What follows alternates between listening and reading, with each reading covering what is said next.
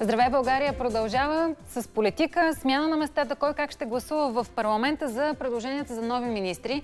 И тези рокади дали ще потушат общественото недоволство по улиците, това ще питаме различни представители на парламентарни групи в Народното събрание. Прехвърляме се в кулоарите, там е Ивелина Николова, от която очакваме този разговор и информация в аванс. Иве, добро утро!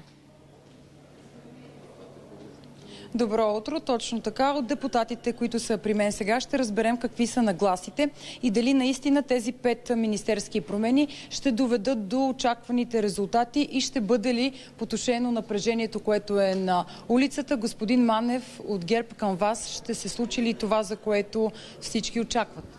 Всъщност, какво трябва да се случи?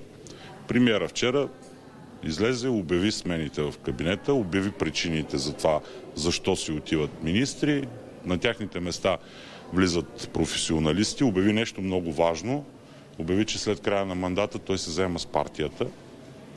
И какво да се случи? Това знак за оттегляне на Борисов от властта след този мандат ли да го разбираме? Ясно го заяви. Веднага след мандата аз се заемам с партията. И това бе негово решение, което той може да вземе и го е взел явно и го съобщи на гражданите. А що се отнася до това, което ме питахте, дали ще доведе до успокояване на улицата, ами питайте президента с дигнатия род фронтовски поздрав, дето излиза и казва, веднага като така се поуспокоят хората, и той излиза и вика, не, веднага на улицата, защото аз не искам с Народно събрание, аз не искам Министерски съвет, аз не искам партии и политици, искам промяна на модела през Велико Народно събрание. На кой модел? Какво ще променя президента в модела? Ще правим президентска република, да стане и да го каже. Той има конституционното право да внася предложения за Велико Народно събрание. Кога ще има тези престрелки между институциите? Как ще се реши всъщност този въпрос? Дондуков 1, Дондуков 2? Ако знаех точния отговор на този въпрос, ще да е страхотно. Само че един от отговорите, които аз съм убеден, че е правилния в момента, е, че престрелките между институциите ще свършат тогава, когато един човек, който види 2000 човека пред себе си, си мисли, че това са неговите хора. Не са. Там са събрани хора, които наричаха другите психодесни. Там са събрани хора, които не искат да разпознаят нищо от модела на социализма. Там са събрани хора, които дигат плакати с какво беше? Край на капитализма, и млади хора, които тия думички нищо не им говорят. Но има и хора, които казват, ние не живеем добре, искаме нещата да се подобрят. Предстои програма, тук има представител на ВМРО. Какво ще... Отговоря за тия хора, за тях е важно, не за мен, не за вас да си говорим. Тези хора не могат чрез въстания и род фронтовски юмруци да получат по-добър живот. Системата може да изгради живота им, защото система всъщност означава да имаш органи, които да те чуят, Министерски съвет, който да го изпълни, Народно събрание, което да приеме законите, които ти смяташ, че ще доведат до по-добър живот. Ако друг начин някой е измислил някъде по света това да се случва, ще ми бъде много интересно да го чуя. Ще успее ли господин Симов, господин Сабанов това да се случи? Ще има ли необходимите промени? Коалицията ще успее ли да начертае този план, за който говорите, и да има по-добри новини за гражданите? Силно се надявам. Оставките всъщност и смяната на министрите е първа стъпка в плана, който сме обсъдили на коалиционен съвет. В понеделника ще бъдат или вторника ще бъдат след коалиционен съвет обявени икономическите мерки за борба с COVID-19, които ще бъдат така доста по-сериозни от тези, които бяха до сега. До петъка, след втори коалиционен съвет другата седмица, ще бъдат разписани точно по график всеки месец кои закони от нашата програма, които не са приети, ще бъдат гласувани, приемани и разисквани. Работи се само по програма или спрямо очакванията на хората? За това всеки, който е пострадал след COVID-кризата, да е доволен сега? Всичките очаквания. В смисъл, ние сме избрани от народа и трябва да изпълняваме това, което народа иска. Очакванията на народа са това, което ние трябва да правим. И всяко едно народно събрание, всички партии се стремят към това. Ние, включително днешното заседание, което ще проведем и ще гласуваме най-вероятно оставките на министрите и назначаването на нови министри.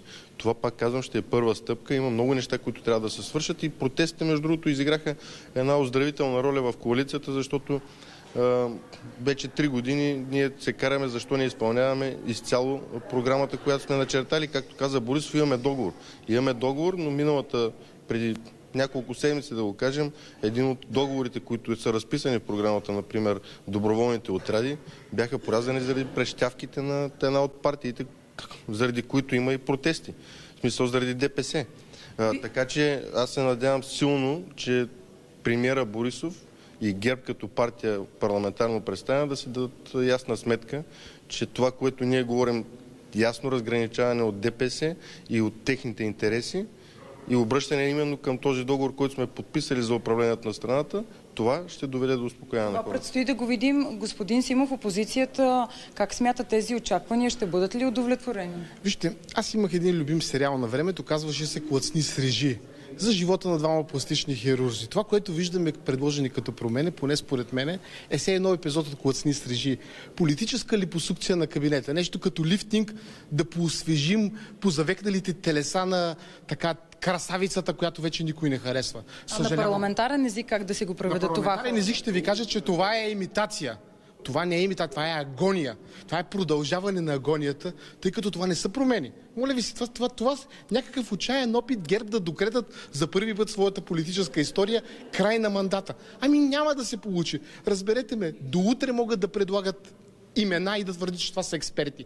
Всъщност, ние видяхме 2 огромни лъжи и никакви обяснения от Бойко Борисов.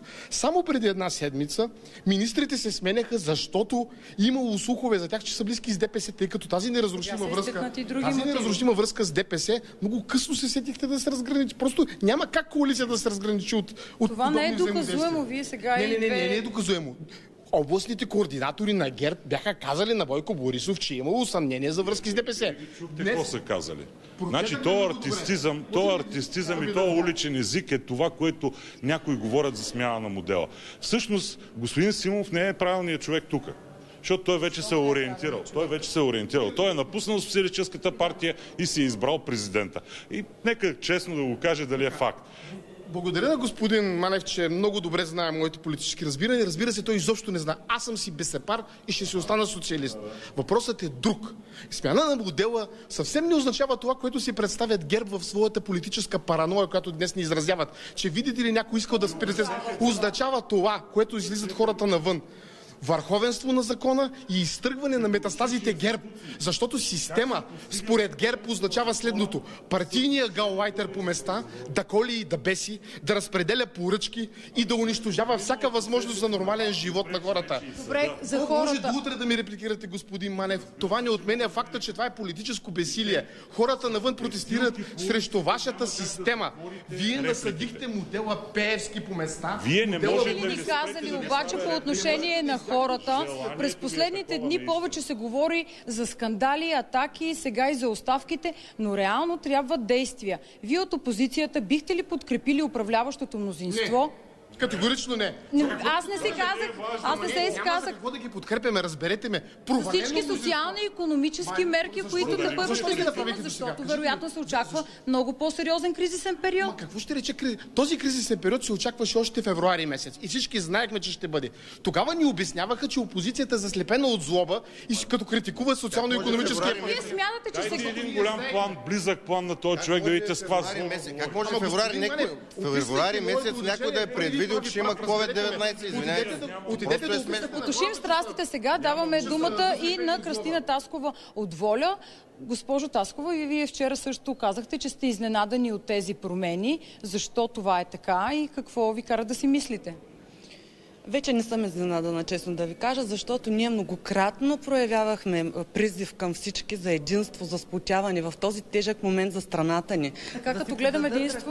Така като гледам, никакъв случай няма единство, така че явно това ще е и пътя. Просто междуведомствени промени. Наистина очаквахме широк експертен кабинет, очаквахме да се слушат в нашия призив за много по-широка политическа подкрепа, за да може страната ни да бъде изведена от икономическата криза по най-безболезнения начин, с най малко щети за всеки един Как български според вас гражданин. е добре да се случи това и кой е този начин? За нас Кой не това е... експерт от тези новите министри? Кажете, Мога да кой ви не е кажа, експерт със в това? сигурност министрите на Обединени патриоти не са експерти в секторите, в които са. Не се знаете министрите. Вижте, ако Марина Така. Николова е експерт, значи трябва всички да се стреляме колективно тук. Но да е си кажем по-важно... заради мога гражданите да нещо. кажа също, господин Манев, уважение не към мен, към зрителите на Нова телевизия. Вас са ви слушали 30 години двете партии да се карате. Значи, изключително е важно, много силна антикризисна програма, която наистина всеки български гражданин да усети. Виждате, че тук в момента, дори в този дебат, става въпрос само за политическо оцеляване. В момента въпросът е как ще оцелее народа. Да спреме с тях, защото хората... Добре, кажете ни конкретни мерки в тази ситуация. Как искате да се изградят конкретни мерки, когато желанието огромното е да разрушиш всички институции? Какви мерки? Икономически, как да ги вземеш, ако събориш сега всичко? Един момент. Много е важно да си говорим не с шаблони, защото свърши времето на шаблоните. Ние това го говорим от месеци, от години. Сега моментът е такъв, че наистина това, което каза и колегата Сабанов, предстои ни икономически проблеми, икономическа криза.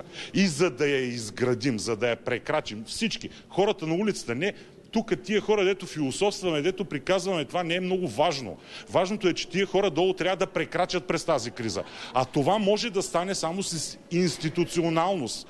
Защото в противен случай хаоса не може да генерира мерки.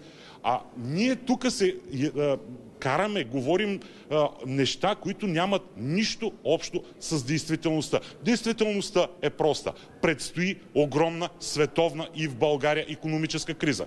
За нея, за да се справи държавата ни и хората да го преживеят това, е необходима институционалност. С единовластие това не може да стане. Много късно ГЕРБ се сетиха да говорят за институционалност. 10 години рушат институциите, обезличиха парламента и го превърнаха в носна кърпичка на егото на един премиер. Сега в един момент се сетиха, че трябват институции. Хората на улицата не са глупави. Те знаят, че кризата предстои. Част от тази криза обаче се дължи и на некадърните мерки, които бяха предприяти до тук. И за това виждам много хора, Какви мерки предлагате вие? Възможно ли е да предложите и вие съответно управляващото мнозинство да се съобрази с тях, да ги гласуват и вашите предложения? Многократно. Ние предлагахме многократно наши мерки преди. Не беше чута нито една от тях. Съжалявам, но с такива хора провалени... Сега ще момент едно по едно, моля ви се, не се нахвърляйте. Вижте, в парламента може да имате сила и може да ги чуят и на хората навън. Въпросът е друг. Много хора са убедени, че името на кризата в България се казва ГЕРБ.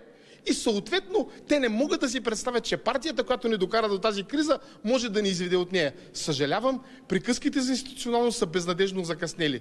Има само две изхода. Хората не искат 4 оставки или 5 промени. Те искат само 2. На Бойко Борисов и на Иван Гешев. Сега тези оставки не са факт. До тогава трябва да се работи и законодателя е Народното събрание, който трябва да повезе. Този парламент, според мен, има една основна задача, която трябва да осъществи. Да въведе машинното гласуване, за да можем да гарантираме, че следващите избори ще бъдат по-честни. Това е един от мотивите. Много е лесно. Вижте сега. Много е лесно. Няма нужда даже да се карате политически. Много е лесно да се хвърли оставка и да се остави какво? Избори. Кога ще свършат тия избори, господин Симов? Кога ще свършат? Кой ще прави... В един момент е голям проблем да има избори. Оказва се, че основното демократично право на хората е някакъв проблем за управляващото мнозинство. Ма защо за хората? Аз ще цитирам господин Кутев от вчера. Където сте се докоснали до някой протест, той е приключил грандиозно надолу. Всички протести, които сте участвали, Връщам се в къщата, от която започна моят трудов стаж. На 1 септември 1980 година постъпих като завършил току-що студент. С голямо удоволствие се връщам. Мисля, че през годините натрупах доста опит и ще мога да помогна на колегите. Заповеди ще ви липсва.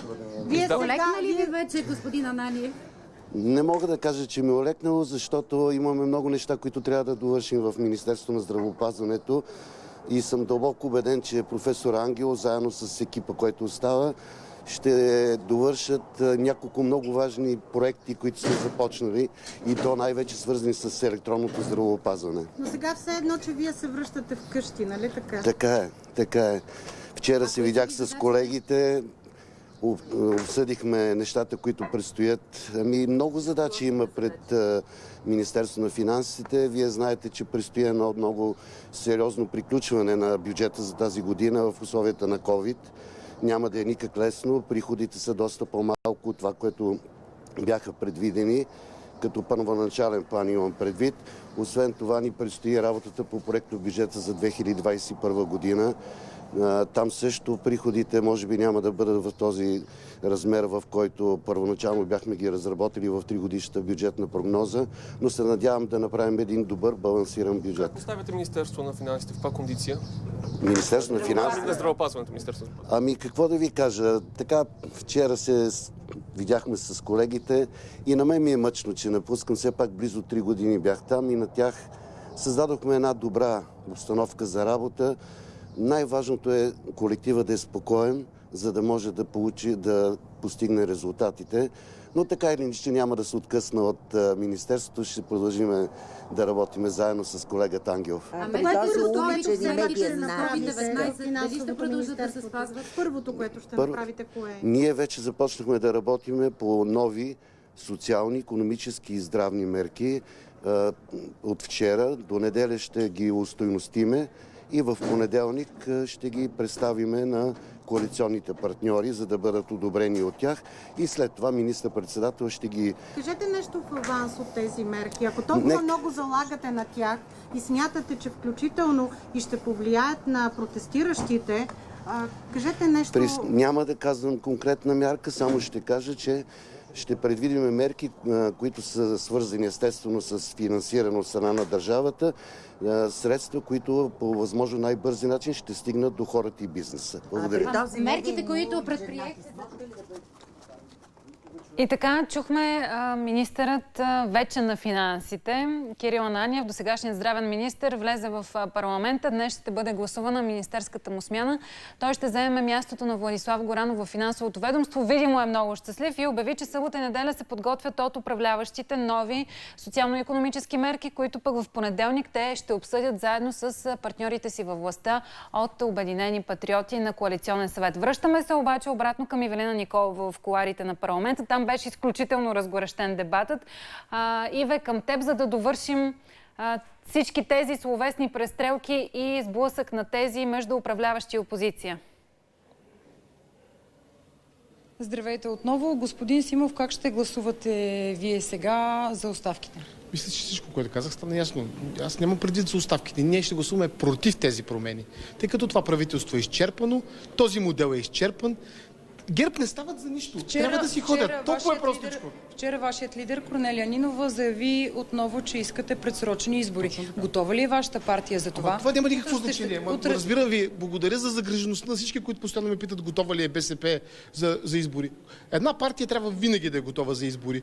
И предсрочни избори обаче са това, което искат хората навън. Нека да чуем тяхната воля, нека ГЕРБ да проверят своите патетични декларации, имат ли подкрепа на хората и тогава, за да може следващото управление да има легитимност. Тъй като в момента те стоят на пук на хората и това ще изиграва шега. Това така ли, господин Манев? Искам от вътрешно партиен егоизъм, много искам те да си изкарат мандата, тъй като това пържене собствен сос е най-доброто, което може ние да си пожелаем. Нека да видим какъв е и отговорът на ГЕРБ. С едно изречение да преведем това, което ви каза колегата. Дайте да съсипеме всичко, без значение, нищо не е важно. Дали БСП, дали има план, дали няма, дали може, дали не може, дали има лидер изобщо, дали няма. Това няма значение. Съсипваме всичко, палим всичко и оттам насетне отиваме в безкрайното правене на избори. И уния хора, които стоят вкъщи, ходят на работа, гледат си децата, 1 милион човека минимум, пак ще гласуват. И тогава пак ще е същото. Обаче ние сега имаме проблем и трябва да запалиме държавата. Това ни е желанието. Аз като ви казах, че той вече не е социалист, а е минал в лагера на президента, никой нещо не иска да ми вярва. Целта е да се събори държавността. Пречи им съда, пречи им прокуратурата, пречи им Народното събрание, пречи им Министерски съвет, пречи им парламентарната република. Това е целта на занятието. Хората трябва да го разберат. Кой ще гласува? хората, които подкрепят господин Сашо Симов, на улицата ще гласуват за Да, България, или пък хората на Христо Иванов ще гласуват за БСП и нещо ще се случи на следващи избори. Когато избори, това ще стане ясно. Не, разбира се, че ще се случи. Всеки нов вод е... Ето, ако ГЕРБ са толкова сигурни в своята победа, да го организират, за да могат да спечелят тези избори. Не сте държавници, господин Романев. Вие унищожихте държавата. Да може да се справи с това. Знаете ли, излезте на улицата и го кажете на хората. Обяснете им какъв държавник сте, каква държавническа партия имате. Най-големите медии в България и то е насочено към хората. Уличен президент и уличен политик аз не желая да бъда.